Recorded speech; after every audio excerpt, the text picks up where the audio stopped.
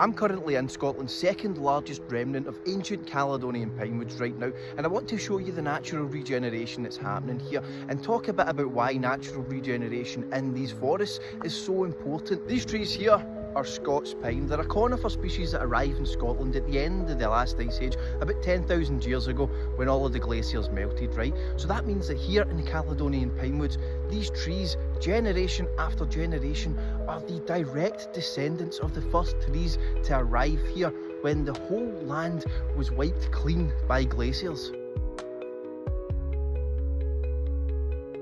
Now in this time frame, these trees have been building up relationships with birds, mammals, insects and even ectomycorrhizal fungi, where they have a mutually beneficial relationship, exchanging nutrients underground. Now a fundamental concept of forest ecology that makes habitats like these so special is that over time they become more complex. Trees die and fall, disturbance events happen, fire, snow. This creates space for other trees to come in, and over time more niches are created, which builds on this complexity. However, for a long time, Scotland's Caledonian pinewoods were suffering from a lack of natural regeneration. Now this was primarily due to an overpopulation of deer, right, whose numbers had exploded because we'd lost our natural predators. We don't have wolves, bears, lynx, you name it. They're all gone, right, and they obviously controlled the deer's numbers, but without them, their population has exploded.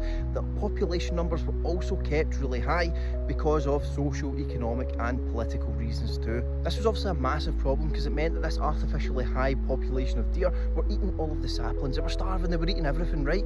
And what that meant was that this forest wasn't naturally regenerating, and because it wasn't naturally regenerating, we were losing all of that complexity. We were losing that unbroken chain of generation after generation of trees that have been here since the ice melted.